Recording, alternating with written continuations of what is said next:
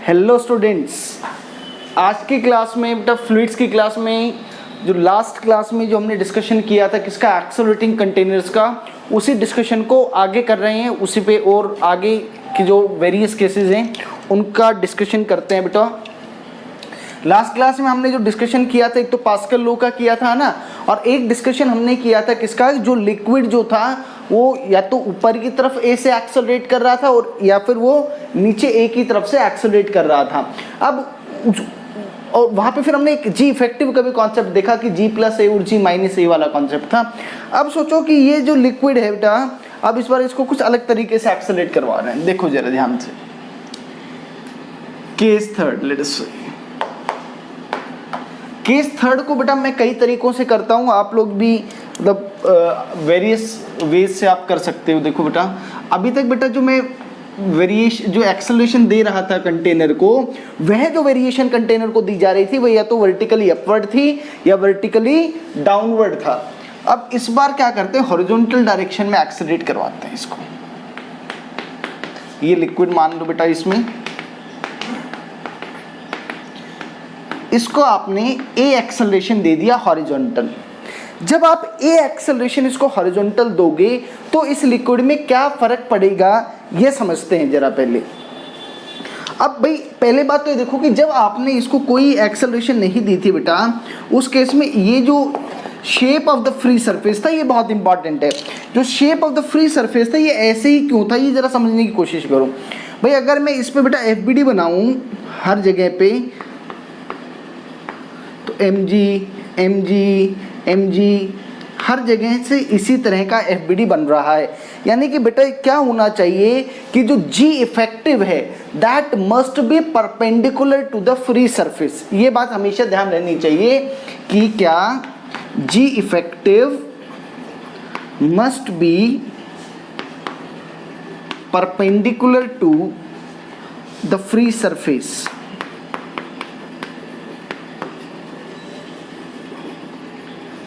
जो free surface है उसके परपेंडिकुलर हमेशा रहनी चाहिए। तो आप देखो ये फ्री सरफेस है और ये भाई जी जो है ये इसके क्या है बेटा, ये इसके परपेंडिकुलर है, इसमें कोई दिक्कत नहीं है। तो अब इस केस में क्या शेप आएगी ये विजुलाइज करते हैं बेटा। तो यह बात हमें एफबीडी ही जानना पड़ेगा। आप यहाँ पर कोई भी एक पानी का मॉलिक्यूल लीजिए भाई, तो देखो भाई एक तो mg उस पर इस तरह से लग रहा होगा। अब एक बात देखो कि अगर आप इस कंटेनर के अंदर बैठकर इस पूरे को विजुलाइज कर रहे हो तो बेसिकली आपने डायनेमिक्स के अंदर पढ़ा होगा कि आप यहाँ पर एक एक्सेलरेटिंग कंटेनर, मतलब कि आप एक नॉन इनर्शियल फ्रेम में बैठ गए हो। तो उस केस में क्या होगा कि आपको अगर न्यूटन्स थर्ड लॉ अप्लाई करना है ना बेटा, तो वहाँ पे आपको एक सूडो फोर्स लगाना पड़ेगा। सूडो फोर्स हमने कैसे बताई थी अगर आपको ध्यान हो तो, कि भाई जो भी पार्टिकल है वो जिधर एक्सेलरेट कर रहा है या जो ऑब्जर्वर है उसकी जो एक्सेलरेशन है उससे ऑपोजिट डायरेक्शन में फोर्स लगेगा। ठीक है, तो भाई यहाँ पे अगर मैं बात करूँ तो ये इधर ए एक्सेलरेट कर रहा है बेटा, तो इस पर जो सूडो फोर्स लगेगा वह सूडो फोर्स इधर लगेगा और वह m इंटू ए लगेगा। आप चाहो तो इसको सूडो फोर्स लिख सकते हो। ठीक है बेटा, ये सूडो फोर्स लग गया इस पर। अब भाई क्या होगा कि यहाँ पर जो इस पर जो रिजल्टेंट फोर्स आएगी भाई, वह रिजल्टेंट फोर्स तो इस तरफ आएगी। मान लो कि वह एंगल थीटा ऐसे आएगी। ठीक है बेटा, ये एफ नेट आई, या आप इसको बोले कि इस तरफ जी इफेक्टिव आएगा। तो आप जरा विजुलाइज करो, ऐसे जितने भी मॉलिक्यूल्स होंगे बेटा उस पर जो प्रेशर लग रहा, उस पर जो जी इफेक्टिव लग रहा होगा वो तो ऐसे लग रहा होगा। यानी कि बेटा इसके परपेंडिकुलर तो ये सरफेस बनेगा इस तरह का। तो यानी कि जब आप ए एक्सेलरेशन करवा दोगे बेटा कंटेनर को, उस केस में देखो कि कंटेनर का जो लिक्विड है कंटेनर के अंदर, उसका जो शेप ऑफ द लिक्विड आएगा ना बेटा, वो कुछ यूं आ जाएगा।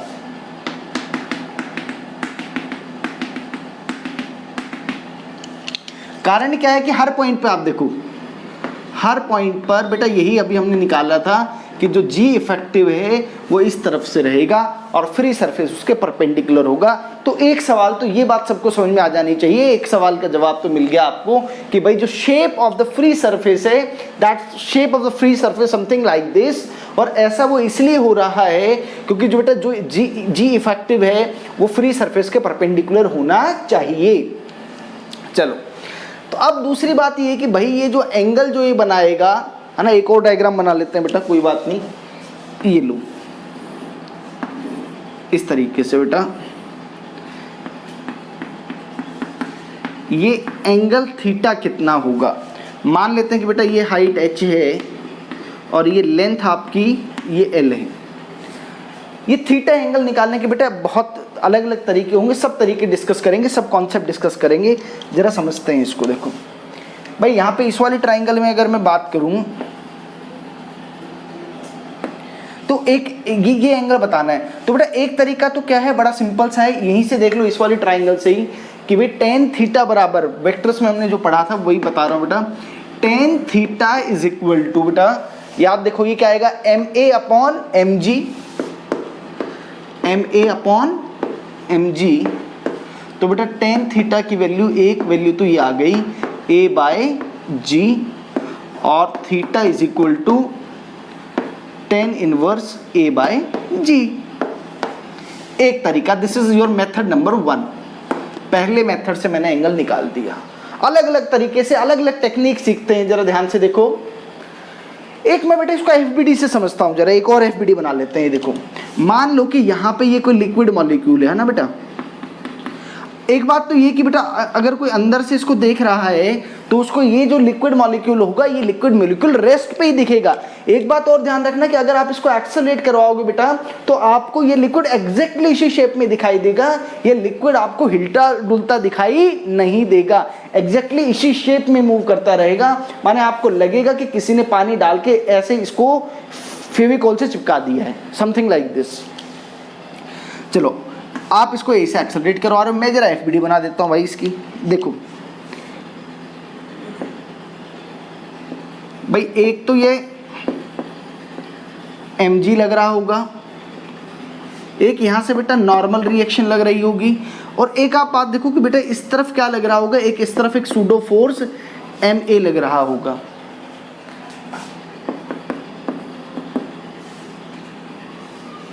तो बेटा ये एंगल अगर थीटा है तो आप ध्यान से देखो ये वाला एंगल थीटा बनेगा।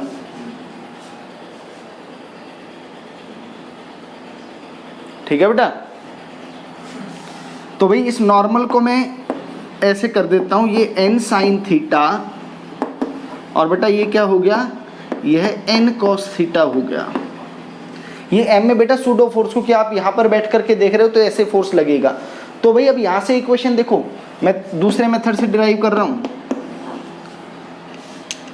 कि सर mg बराबर, एक इक्वेशन तो लिख दो, n साइन थीटा, ये तो भाई ma के बराबर आ गया, और भाई वर्टिकल में भी सेम होना चाहिए ना, इक्विलिब्रियम में है, n cos थीटा बेटा mg के बराबर आ गया। तो इन दोनों को डिवाइड आप जब कर देंगे तो tan theta is equal to a by g ही आया, और यू कैन से बेटा theta is equal to tan inverse a by g आ गया। ये दूसरा तरीका जिसकी मदद से मैं ये एंगल निकाल सकता हूं। ये बेटा ये जो दोनों टेक्निक जो मैंने किया, इसमें आप थोड़ा सा समझने की कोशिश करोगे तो मैंने लिक्विड का तो कोई कॉन्सेप्ट ही इस्तेमाल नहीं किया अब तक। इसका मतलब मेरे अभी एक आधा मेथड और बाकी है जिससे ये एंगल निकालूंगा। तो ये तो मैंने सिर्फ मैकेनिक्स यूज़ किया ना, डायनेमिक्स यूज़ किया, बॉडी का फ्री डायग्राम यूज़ किया, जिसकी मदद से ये एंगल मैं निकाल पाया। अब जरा लिक्विड का खेल खेलेंगे, प्रेशर का खेल खेलेंगे। आप ये नोट करिए 1 मिनट के लिए बेटा, जल्दी से नोट करो इसको।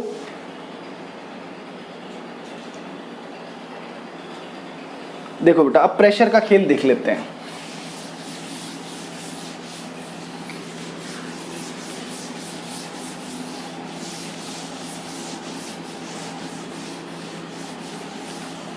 देखो एक तो पहले मैथमेटिकल एक्सप्रेशन बताता हूं, ये दोबारा से बना देता हूं बेटा टोटली एफबीडी। ऐसा समझ लो, मैं बेटा प्रेशर का रूल लेके आ रहा हूं। अब ये लो, देखो बेटा, मैं कहता हूं कि इस लिक्विड के अंदर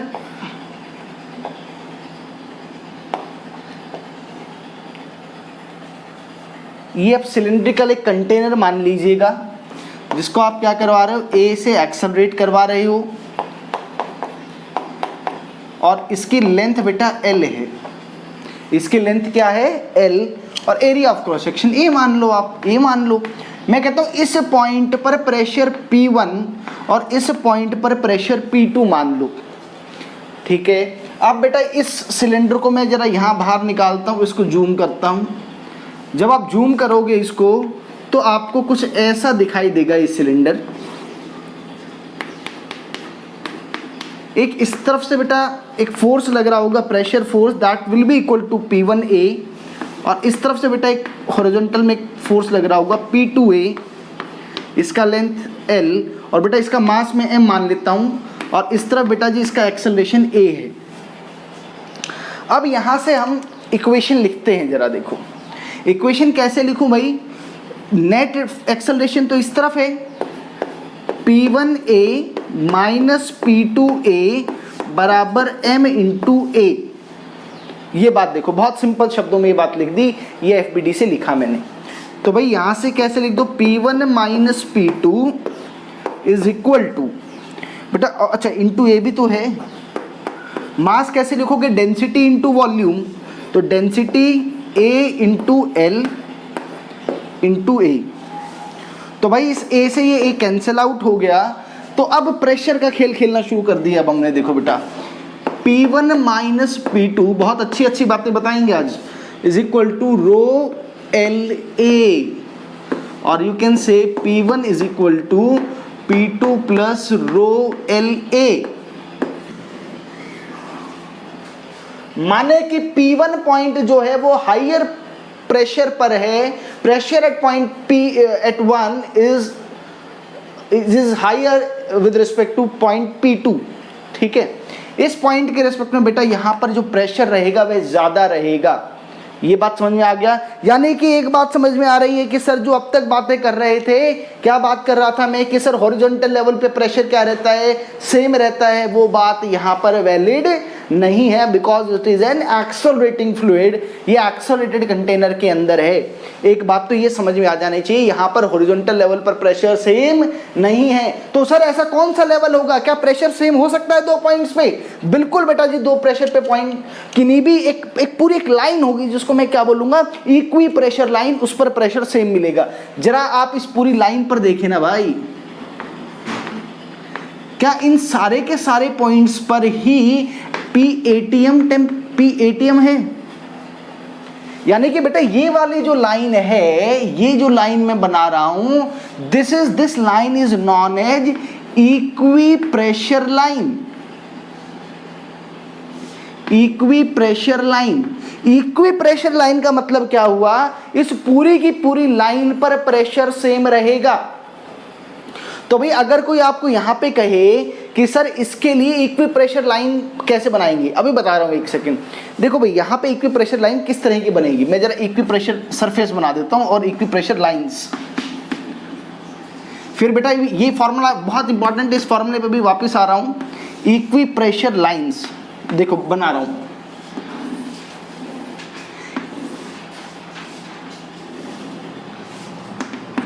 ये शेप ऑफ द कंटेनर आ गया बेटा। अब मैं वाइट पेन से जो है ना वो बना रहा हूँ इक्वी प्रेशर सरफेस लाइंस।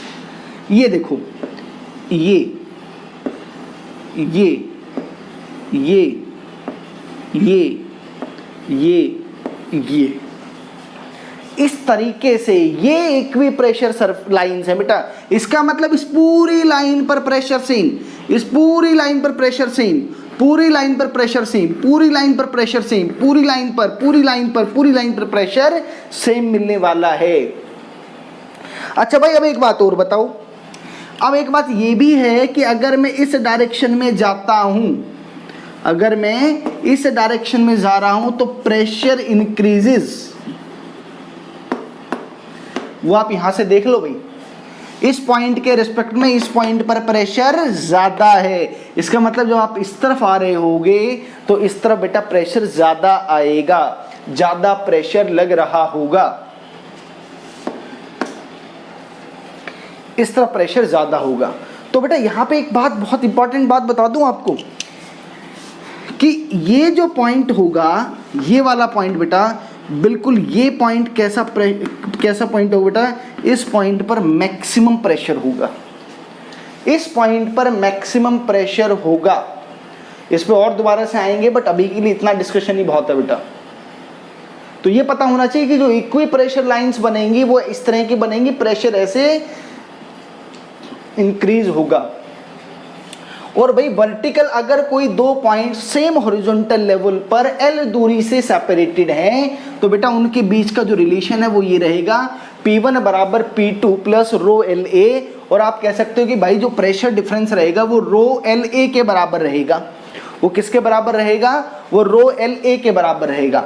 आप ऐसे भी समझ सकते हो कि सर अगर मैं देखो नीचे की तरफ जी एक्सेलरेशन के साथ आता हूं तो नीचे में तो प्रेशर चेंज रो जी एच आता है, अगर मैं हॉरिजॉन्टल लेवल पे जाता हूं तो बेटा वहां पे pressure change rho L A आता है। यही बात आपको समझाई गई है।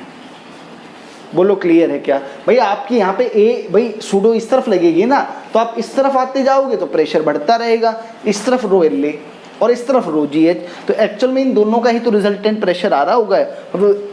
ऐसा कहना गलत होगा क्योंकि प्रेशर एक कैसी क्वांटिटी बेटा, वो एक स्केलर क्वांटिटी है, बट ये समझने का तरीका है।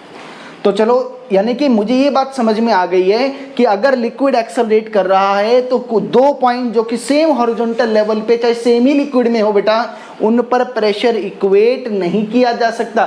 इक्वेट करने का मतलब बेटा बराबर नहीं कर सकते, है ना। डिफरेंस होगा दोनों के बीच में, कितना होगा वो बता दिया है। ऑब्वियस है कि जिस डायरेक्शन में एक्सेलरेशन है उससे ऑपोजिट डायरेक्शन में आप जब चलोगे तो प्रेशर की वैल्यू बढ़ती जाएगी, प्रेशर की वैल्यू बढ़ती जाएगी। ऐसा आप कभी फील भी कर सकते हो, ठीक है। आप ऐसा समझो ना कि मान लो कि आप गाड़ी के अंदर बैठे हो, कार के अंदर बैठे हो ना, और गाड़ी सडनली चलने लग गई। तो अगर आप लेट अस से कि आप पानी पी रहे हो, ग्लास में पानी पी रहे हो, तो वो फटाक दे क्या होगा, वो बाहर निकल के आपकी तरफ ही गिरने वाला है। क्लियर है? ऐसे समझो आप इसको। अच्छा, तो अभी हम जो रिलेशन की बात कर रहे थे वो रिलेशन और डिराइव करते हैं आगे जरा, ठीक है बेटा। ये तो समझा दिया है। तो बेटा ये जो एक्सप्रेशन जो अभी निकाला है हमने, ये इंपॉर्टेंट है। अब जरा वो एंगल इस प्रेशर की मदद से निकालते हैं। देखो, प्रेशर की मदद से एंगल निकालते हैं। देखो,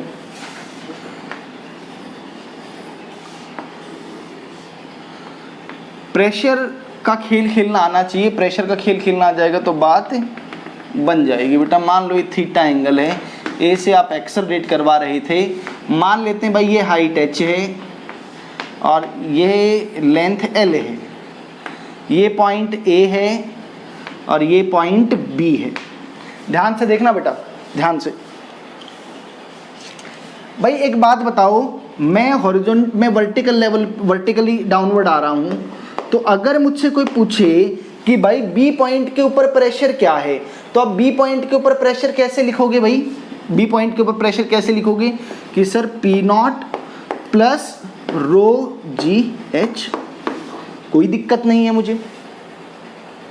सर ए पॉइंट के ऊपर प्रेशर कैसे लिखूंगा? सर ए पॉइंट के ऊपर प्रेशर तो सर वो तो डायरेक्टली हवा के कांटेक्ट में है, तो वहां तो एटमॉस्फेरिक प्रेशर हो गया।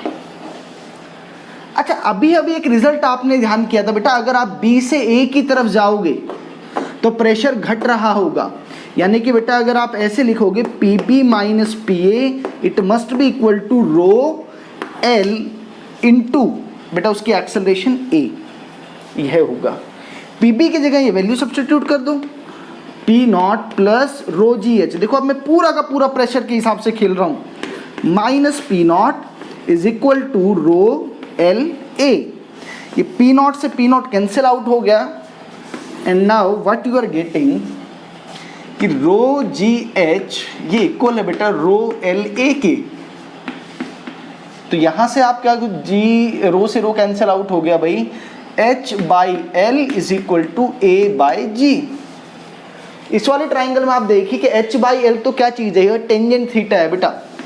ये h बाई एल आपका क्या है, टेन थीटा है, is equal to a by g. आप देखो फिर से वही एक रिजल्ट आ गया, लेकिन इस बार हमने कैसे खेला है खेल, हमने प्रेशर का खेल खेला है। तो हमने एफबीडी बनाया, हमने सूडो से बनाया, हमने वेक्टर वाला एनालिसिस किया और अब हमने प्रेशर वाला एनालिसिस भी कर लिया। तो बेटा यही एंगल आ रहा है तीनों केस में, but the idea is the very important concept is the game of pressure, कि हम कैसे प्रेशर को खेलेंगे, है ना। अगर मैं वर्टिकल डायरेक्शन में जा रहा हूं तो बेटा रो जी इंटू एच, हॉरिजॉन्टल में जा रहा हूं तो रो एल ए, एक्सेलरेशन की डायरेक्शन में प्रेशर घटता जाएगा, उससे ऑपोजिट डायरेक्शन में प्रेशर बढ़ता जाएगा। ये नोट करो। अब इस पे कुछ क्वेश्चंस हम करते हैं बेटा, करो बेटा जल्दी से नोट।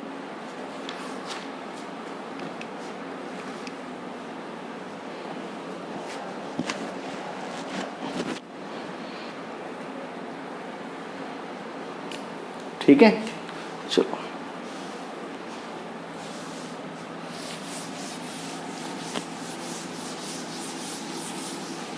एक क्लोज्ड कंटेनर का भी केस ले लेते हैं, फिर क्वेश्चन करेंगे, मतलब न्यूमेरिकल फिर करेंगे। एक क्लोज्ड कंटेनर का केस पढ़ लेते हैं जरा।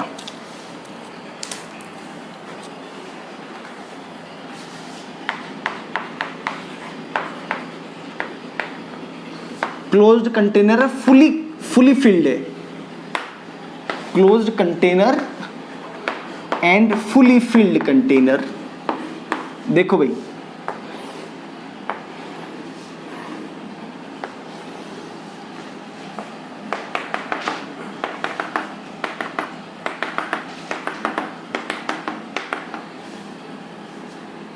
पूरी तरह से क्लोज्ड है, यानी कि बेटा ये टॉप मोस्ट पॉइंट पे जो प्रेशर रहेगा आपका वह यहाँ पे P1 बोल रहा हूँ, P1 इज 0। अब मान लेते हैं कि आपके पास ये कोई पॉइंट A है जो कि बेटा यहाँ से तो H दूरी पर है और यहाँ से L दूरी पर है। आपको बताना है कि A पॉइंट पर प्रेशर क्या होगा, ये बताना है आपको।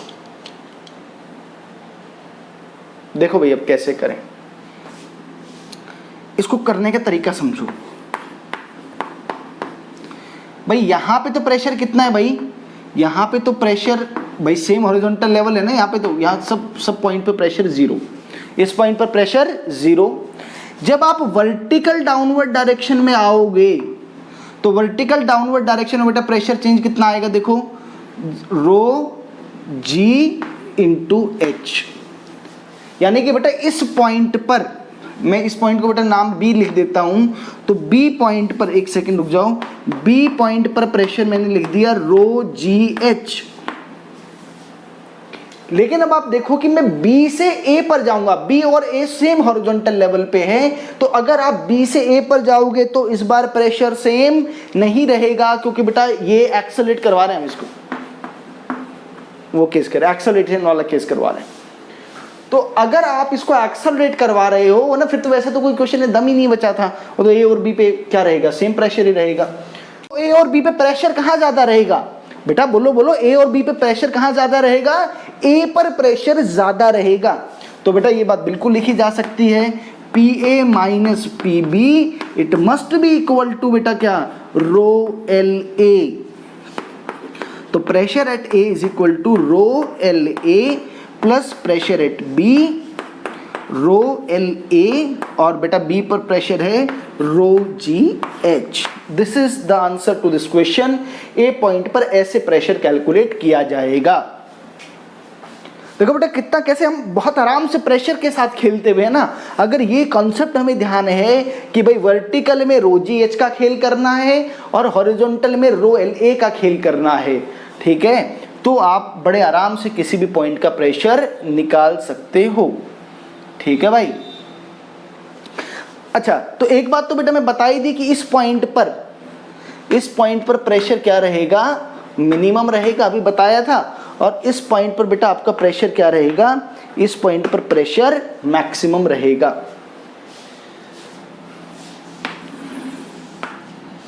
एक और छोटा सा एग्जांपल,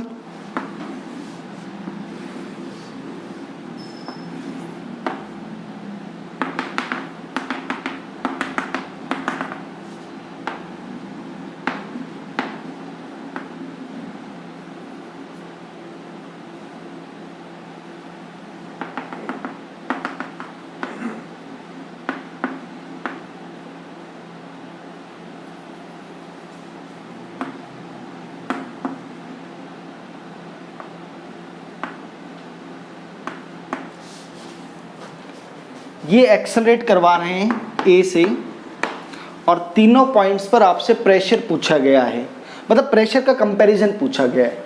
तो भाई यहाँ पे जो इक्वी प्रेशर लाइंस जो बनेंगी वो इस तरह से बन रही होंगी, ठीक है। सी को थोड़ा कंफ्यूजन ना हो, सी को ऐसा कर लो, सी को यहाँ रख लो, ये लो ऐसे। तो आप ऐसे इस तरफ आते जाओगे तो प्रेशर बढ़ेगा, यानी बेटा सबसे ज्यादा प्रेशर तो रहेगा बी पर, उससे कम प्रेशर बेटा कहां रहेगा, सी पर, और फिर सबसे कम प्रेशर रहेगा ए पर, ठीक है। एक और एग्जांपल देख लो छोटा सा, और थोड़ा सा क्लैरिटी ले आते हैं। ए से एक्सेलरेट करवा दो, पॉइंट ए, पॉइंट बी और पॉइंट सी, इन तीनों पे प्रेशर कंपेयर करो भाई। तो भाई प्रेशर कंपेयर करोगे तो बिल्कुल साफ साफ दिखेगा, आप ऐसे आओगे तो प्रेशर बढ़ता जाएगा। तो जब आप ऐसे आओगे तो सबसे पहले सी पॉइंट मीट करोगे, फिर बी मिलेगा आपको, और ए सबसे लास्ट में मिलेगा, यानी कि pressure at a greater than pressure at b greater than at pressure c, ये होगा। यानी कि जब वेसल एक्सेलरेट कर रहा है बेटा, तो एक बात तो पक्का दिमाग में सेट होनी चाहिए कि सेम हॉरिजॉन्टल लेवल पर प्रेशर सेम नहीं रहेगा, ठीक है बेटा। अब जरा और क्वेश्चन करते हैं, देखो बढ़िया क्वेश्चन करते हैं। और आज कुछ क्वेश्चंस मैनोमीटर बेस्ड भी हमने पिक किए हैं जो करने हैं हमें।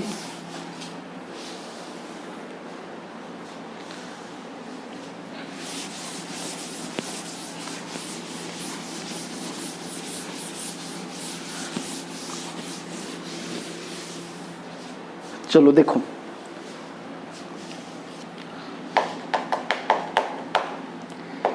ये बेटा एक कंटेनर मानो,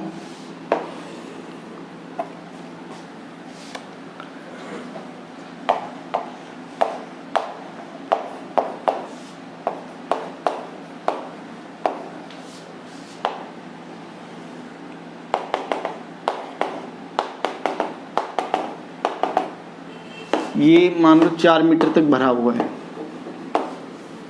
ठीक है बेटा।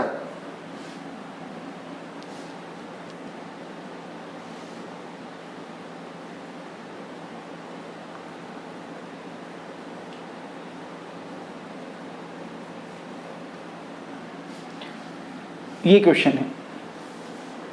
अब इस क्वेश्चन के अंदर ये बताना है आपको what should be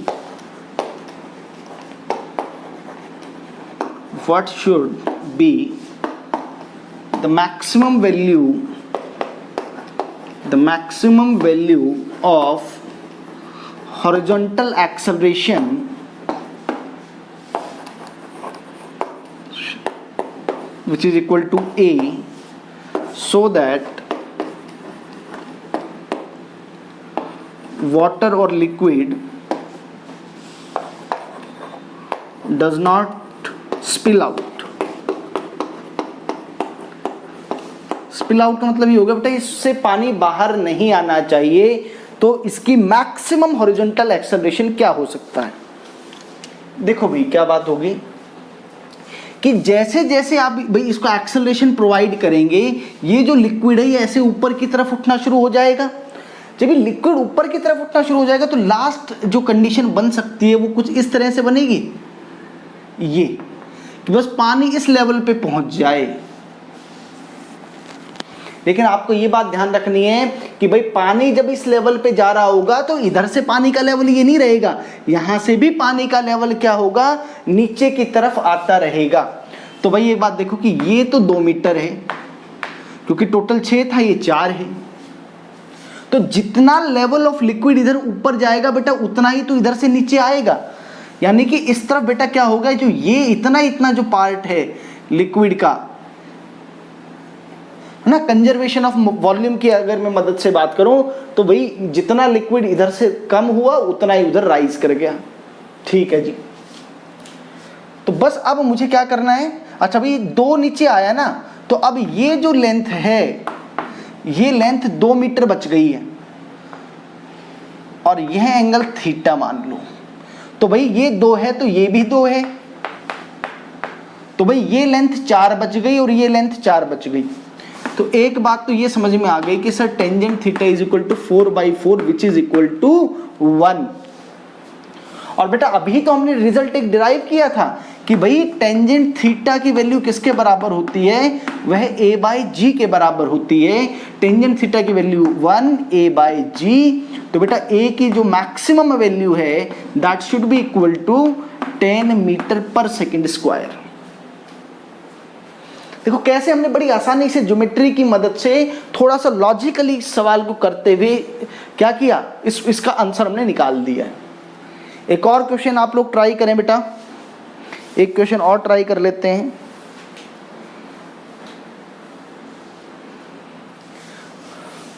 आप एक बार खुद से ट्राई करेंगे।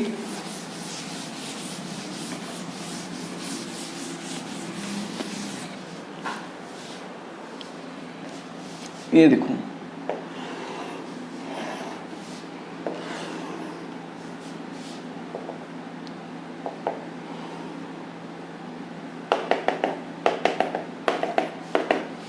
ये भाई जो है ये 6 मीटर है और ये पूरा जो कंटेनर की जो हाइट है वो 10 मीटर है।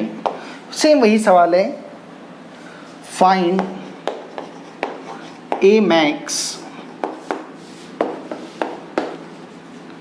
so that water does not spill out, water does not spill out। Try करो बेटा एक बार जल्दी से, सभी लोग अगर स्क्रीन पॉज करो और इस क्वेश्चन को बेटा ट्राई करो जल्दी से एक बार, फिर मैं उसको डिस्कस करता हूं। जल्दी से करो एक बार।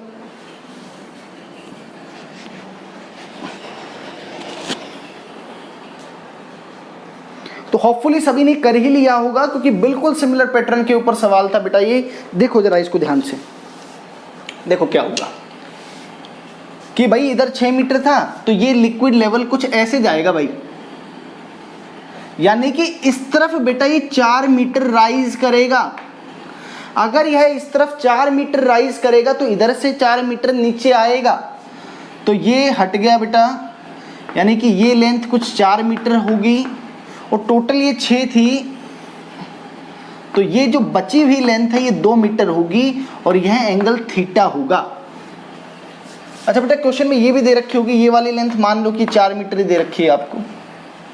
तो देखो मैं यहाँ पे कैसे करूँ इस क्वेश्चन को कि भाई टेंजेंट ऑफ थीटा इस वाली बड़ी वाली ट्राइंगल में, तो भाई टोटल तो ये तो 8 है और बेस 4 है।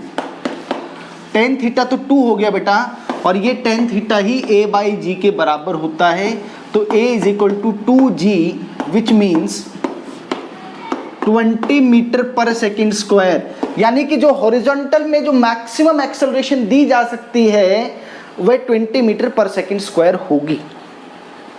इससे ज़्यादा अगर बेटा क्या होगा, अगर आप इससे ज़्यादा एक्सेलरेशन दे दोगे तो पानी जो है, लिक्विड जो है इसके अंदर, वह लिक्विड इससे बाहर छलक जाएगा, वह बाहर आ जाएगा। तो चलो एक ऐसा ही सवाल कर लेते हैं फिर। बेटा यहाँ तक सब सारी बातें क्लियर हैं क्या? बिल्कुल। यहाँ तक कि देखो आप कोई भी चीज़ आपको कोई क्लियर नहीं हो, आप वीडियो पॉज करके उसको दोबारा से देख सकते हो। समझ में आ रही है बात बेटा? यहाँ तक का सब कुछ क्लियर है क्या? मैं दोबारा से आपको एक बार एक्सप्लेन कर देता हूँ। देख लो कि भाई अगर देखो लिक्विड ऐसे था, अब मैक्सिमम क्या हो सकता है कि लिक्विड यहाँ पे इसको टच कर जाए और शेप ये होगी। इसको टच करने के लिए इस तरफ से लिक्विड लेवल को कितना बढ़ाना पड़ेगा? इस तरफ से लिक्विड को 4 मीटर ऊपर बढ़ाना पड़ेगा। तो कंजर्वेशन ऑफ वॉल्यूम को अगर फॉलो करना है तो 4 मीटर अगर इधर राइज किया है बेटा जी, तो इस तरफ 4 मीटर फॉल भी करेगा। तो इस तरफ 4 मीटर गिरा तो यहाँ से बेटा ये दूरी कितनी बच गई? टोटल 6 थी ना, 6 में से 4 डाउन आ गया तो यह 2 बच गया, ये 2 बच गया, तो ये भी 2, टोटल 10 था। तो बेटा ये लेंथ बच गई आपकी 8। तो tangent theta is equal to 8/4 और वो a/g के बराबर। चलो इसी सवाल में एक बढ़िया सा और कॉन्सेप्ट सीखते हैं। कहते हैं चलो अगले exam in the above question or in the previous question, if A is equal to मान लो 30 मीटर पर सेकेंड स्क्वायर है, then find volume of liquid spill out.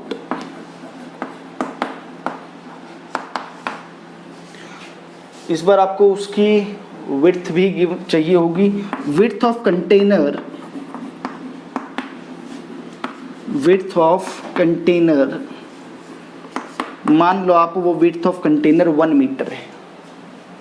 वह विड्थ ऑफ कंटेनर आपका क्या है बेटा, वह 1 मीटर है। तो ये बात तो समझ में आ गई कि सर इस वाले सवाल में अगर 20 मीटर पर सेकंड स्क्वायर से एक्सेलरेशन होगी, ज़्यादा होगी, तो उस केस में पक्का से लिक्विड बाहर आएगा। ठीक है, अब आप लोगों के दिमाग में क्या होगा कि सर लिक्विड क्या होगा, लिक्विड यहाँ तक आ जाएगा कि भाई लिक्विड इस फॉर्म में रह जाएगा, है ना। मैं इसको रब कर देता हूँ, रुको फिर देखना आप। बहुत ज़्यादा बच्चों के दिमाग में जो बात आ रही होगी वो बात मैं पहले समझाता हूँ आपको। शायद आप लोगों के दिमाग में ये आ रही है कि सर ऐसा हो जाएगा ना मैक्सिमम के केस में कि भाई लिक्विड यहाँ तक आ जाएगा, आपको ऐसा लगता है। ये गलत बात है बेटा, जरूरी नहीं है ना कि वो यहाँ तक आए, ये जरूरी नहीं है कि वो सिर्फ यहाँ तक आए। एक्चुअल में बस ये तो पता है कि भाई यहाँ तक, भाई जब कुछ पानी बाहर आना शुरू होगा तो बेटा ये वाला लेवल इस तरफ आना शुरू होगा, कुछ इस तरफ आना कुछ शुरू होगा ना, तो उस केस में क्या हो जाएगा, ये मान लो कुछ ऐसे आ गया, यानी कि इतना इतना ही लिक्विड बचेगा बेटा। ये आपका 10 मीटर है, ये मेरा मालूम नहीं है मुझे, ये मान लो। अच्छा एक काम, इसको एक और तरीके से करते हैं, रुक जाओ 2 मिनट, आपको एक बात समझाता हूँ कि ये वाली बात आप पता कैसे लगाएंगे। पहले ये देखो आप, मैं कहता हूँ कि चलो आप ये मान लो कि भाई लिक्विड जो है ना, ये तो आपका 10 मीटर था। आप जरा सोचो कि अगर लिक्विड सिर्फ इस लेवल पे हो, अगर लिक्विड की सिर्फ ये शेप हो तो हाइट ऑफ लिक्विड क्या रहेगी, पहले ये निकाल लो ना। मैं कहता हूं मान लो हाइट ऑफ लिक्विड y रहेगी। समझो बेटा मेरी बात, मुझे नहीं पता है कि भाई लिक्विड सिर्फ यहीं पे रुकेगा या आगे भी जाएगा। पहले ये चेक कर लेते हैं कि लिक्विड यहां तक रुक सकता है क्या।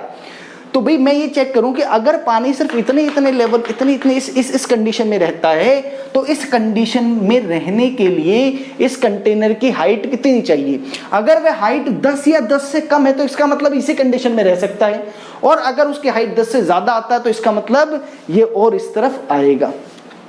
चलो देखो भाई, अगर इस कंडीशन में चाहिए तो इसमें रहने के लिए तो कंडीशन क्या है, tan theta is equal to, बेटा इसको 30 मीटर पर सेकंड स्क्वायर की एक्सेलरेशन दे रखी है आपने, that must be equal to a by g and which must be equal to y by, बेटा ये 4 दे रखा था शायद जहां तक मुझे ध्यान है, y बाय 4,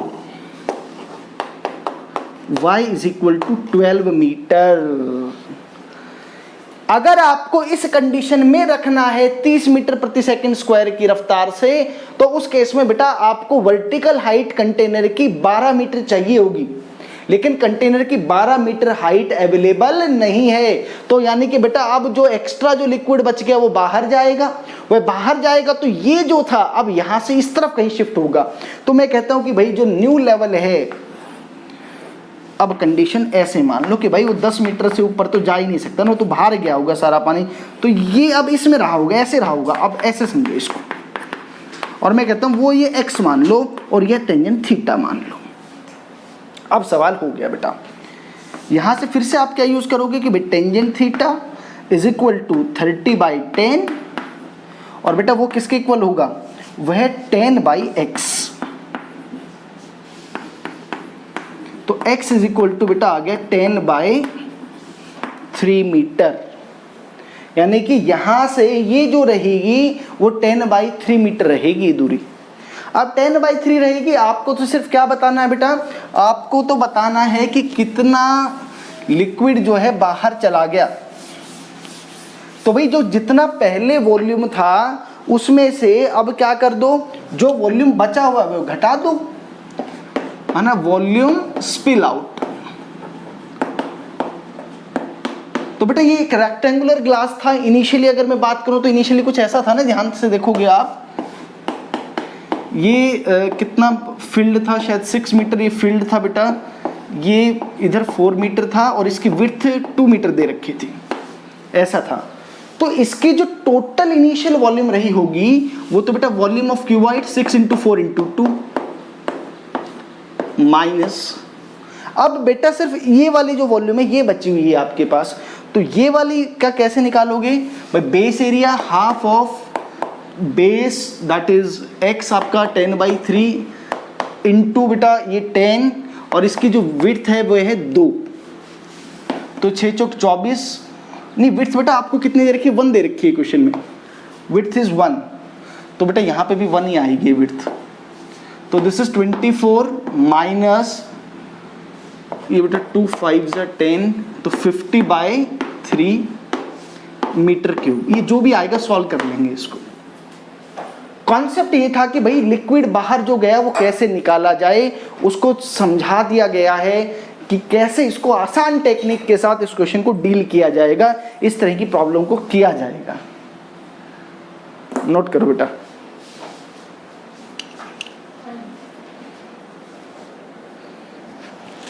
करो बेटा जल्दी से नोट करो।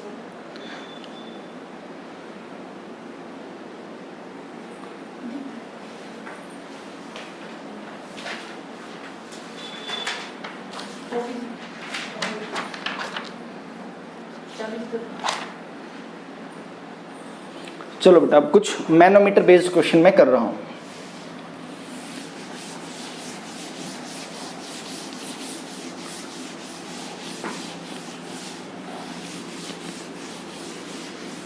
ना बेटा ये कि एक्सेलरेटिंग का हमने कॉन्सेप्ट सीख लिया, इसमें रोटेटिंग वाला भी कॉन्सेप्ट है, वो अगली क्लास के अंदर करेंगे। आज मैं कुछ क्वेश्चंस आपको मैनोमीटर बेस्ड कर रहा हूँ, क्वेश्चंस बेस्ड ऑन, वो पहले की क्लास में क्वेश्चन ये टॉपिक इस पे क्वेश्चन रह गए थे हमारे ना क्वेश्चन, क्योंकि इसमें मेंस में क्वेश्चन बहुत कम आता है बट नीट में बहुत बार क्वेश्चन आता है, तो नीट के पॉइंट ऑफ व्यू से ये क्वेश्चन मैं करवा रहा हूँ, क्वेश्चंस बेस्ड ऑन मैनोमीटर।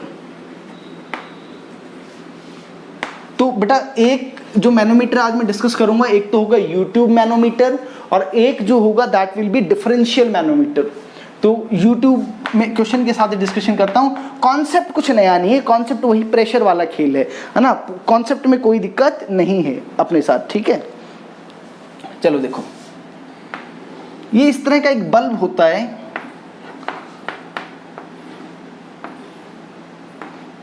चलो मैं क्वेश्चन ही पहले फ्रेम कर लेते हैं हम लोग।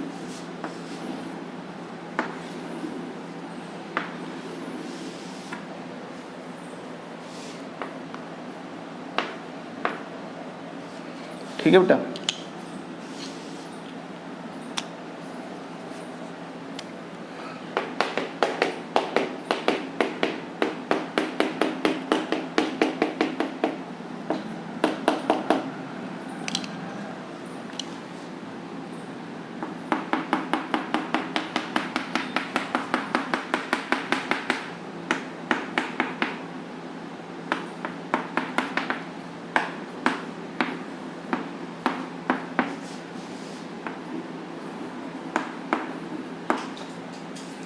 आपको ए पॉइंट पर प्रेशर बताना होता है बेटा।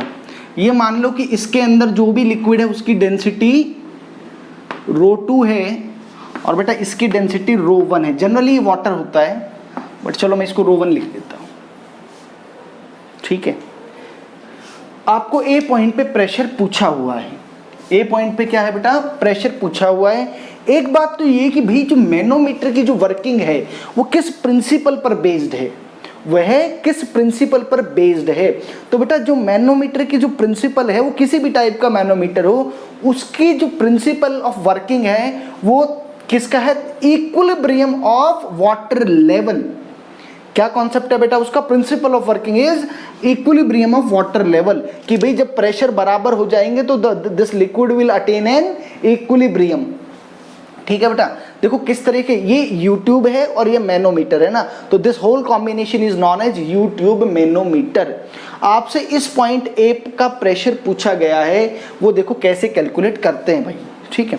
होता क्या है ना कि जब आप इसमें लिक्विड डाल देते हैं तो यहाँ से एटमॉस्फेरिक प्रेशर लग रहा होगा, ये इसको क्या कर रहा होगा, या तो उसका प्रेशर ज्यादा होगा तो वो इसको धक्का देगा, या इसका प्रेशर ज्यादा होगा तो ये उसको धक्का दे रहा होगा कुल मिला के, और फिर अल्टीमेटली जहाँ पे फोर्सेस बराबर हो जाएंगी, प्रेशर बराबर हो जाएगा, तो they will attain A equilibrium condition.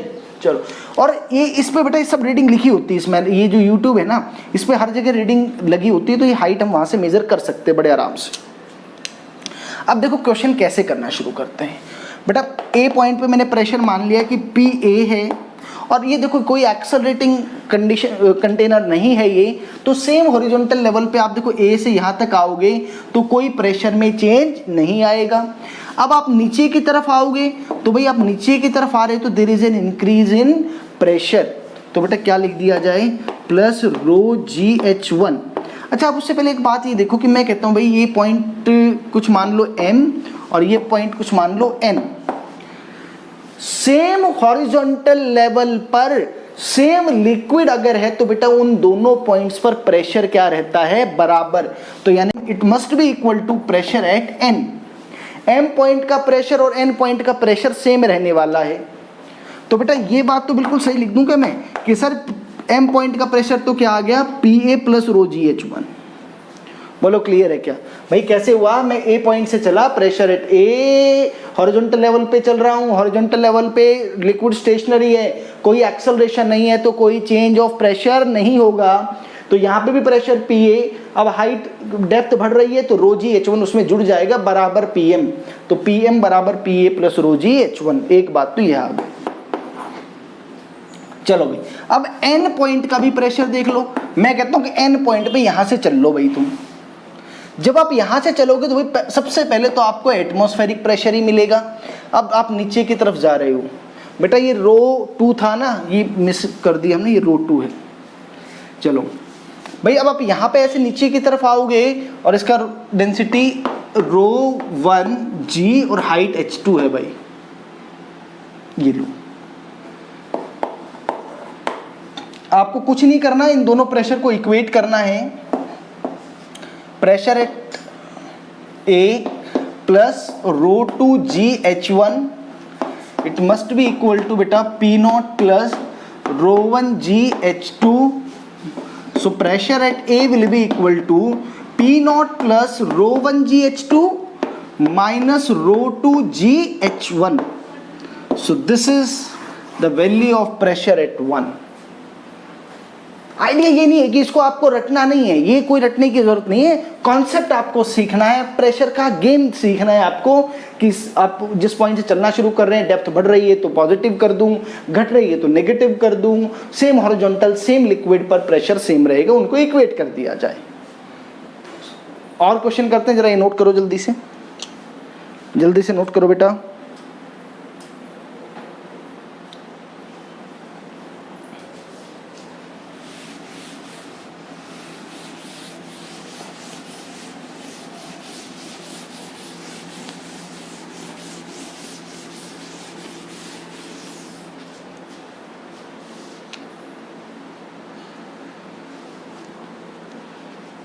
देखो भाई, एक और एग्जांपल देख लो इसी टाइप का।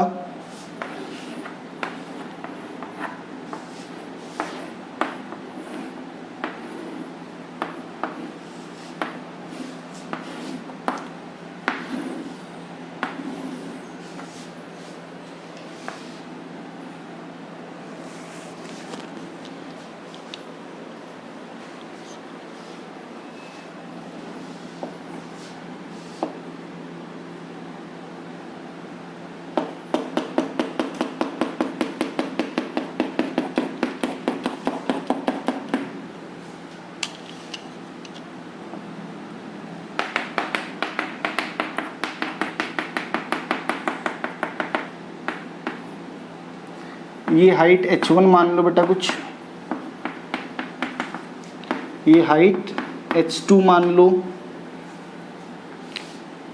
ये ए पॉइंट है, इसमें जो डेंसिटी ऑफ लिक्विड है लेट इट बी रो 1 और इसमें जो लिक्विड है लेट इट बी रो 2।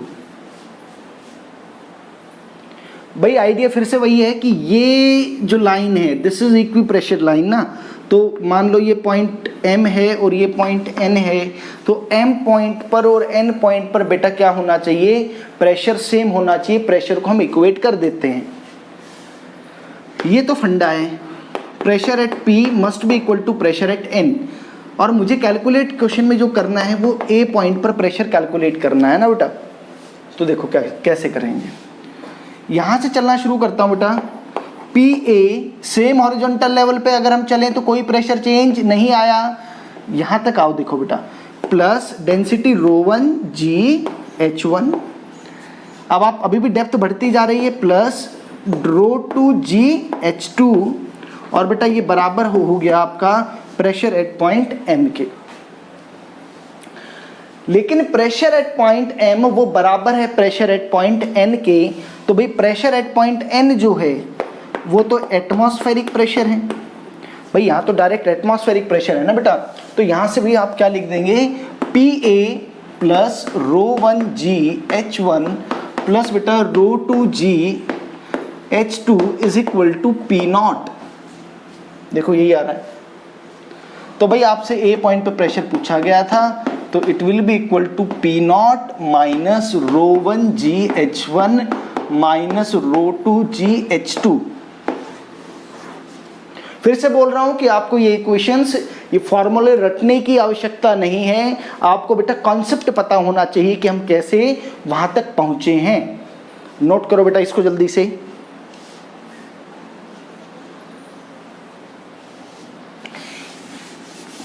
एक लास्ट क्वेश्चन करते हैं बेटा आज की क्लास का, फिर आज की क्लास को हम विराम देते हैं।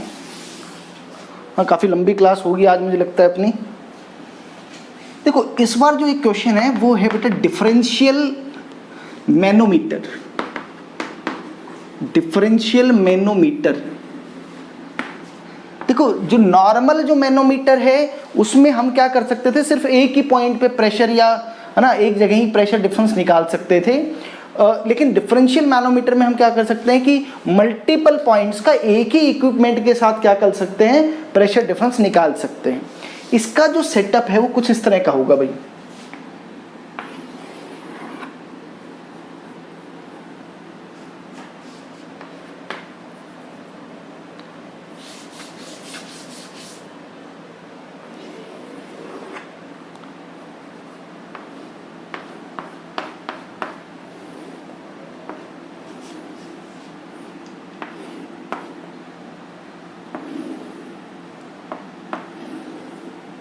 इस टाइप का बेटा,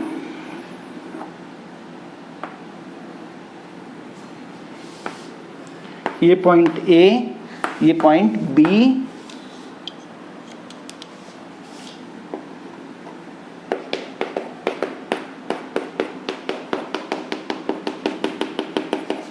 मान लो कि इसकी डेंसिटी ρ1, ये हाइट बेटा h1, आप ही करेंगे, मैं कुछ नहीं करने वाला हूँ। फिर यहाँ से अगला लिक्विड शुरू हो गया भाई, ये मान लो कि ये यहाँ तक आ गया,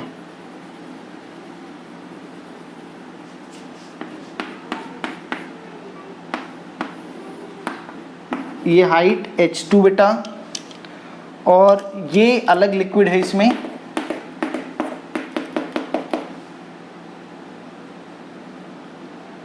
जिसकी डेंसिटी ρ3, जिसकी डेंसिटी क्या रहेगी बेटा, इसकी डेंसिटी ρ3 रहेगी, और इस B पॉइंट से यहाँ तक की हाइट आप मान लो h3 रहेगी। आपको सवाल में आपको बताना है कि PA माइनस PB क्या होगा। PA माइनस PB क्या होगा, बेसिकली तीन अलग अलग लिक्विड हैं, दो बल्ब आपने यूज़ किए हैं। तो देखो बेटा तरीका वही है कि सेम लिक्विड ढूंढो, सेम लिक्विड यहाँ पर मिलेगा आपको, ये रहा, ये इक्विलिब्रियम में है, ये पॉइंट M और ये पॉइंट N। तो भाई क्या फंडा यूज़ करें हम, सर फंडा यही है कि M पॉइंट का प्रेशर बराबर कर दो N पॉइंट के प्रेशर के। M पॉइंट पे चलता हूँ बेटा, A पॉइंट से चल रहा हूँ, देखो ध्यान से, PA सेम हॉरिजॉन्टल लेवल पे कोई प्रेशर चेंज नहीं, प्लस ρ1 GH1, और बेटा आप पहुँच गए हो M पॉइंट के ऊपर, ये बात खत्म हो गई। अब B पॉइंट से चलो भाई, PB, देखो अब आप डेप्थ बढ़ रही है तो बेटा क्या करूं, प्लस कर देता हूं ρ3G(H3), अभी और नीचे चलना है लेकिन इसकी डेंसिटी ρ2 है तो प्लस ρ2G और हाइट H2 है बेटा। और अब आप एन पॉइंट पर पहुंच गए हो। अब जो हमने बात की थी क्या कि M पॉइंट और N पॉइंट पर प्रेशर सेम है, तो अब आप इन दोनों को इक्वेट कर दो भाई। PA plus ρ1GH1 it must be equal to PB plus ρ3GH3 plus ρ2GH2। तो बेटा हो गया सवाल। PA माइनस PB चाहिए तो B इधर ले आया भाई मैं, और इसको उधर लेके चले जाओ तो वो नेगेटिव हो जाएगा। ρ3GH3 plus ρ2GH2 minus ρ1GH1। So this is the answer to this question. तो देखो बेटा हमने कैसे प्रेशर के साथ खेला, मैनोमीटर के क्वेश्चन कर लिए, और कुछ जो आज हमने एक्सेलरेटिंग कंटेनर वाले क्वेश्चन किए थे वो किए थे। बहुत ही इंपॉर्टेंट सी क्लास मुझे लगता है आज की है ये, कि हमने अलग अलग तरह के क्वेश्चंस कर लिए हैं। तो नेक्स्ट क्लास में बेटा हम पढ़ेंगे कुछ रोटेटिंग कंटेनर्स जो होंगे लिक्विड के, उस पे बेस्ड क्वेश्चंस करेंगे। वो जो कंसेप्ट है वो डिस्कस करेंगे। ठीक है बेटा, ओके, थैंक यू।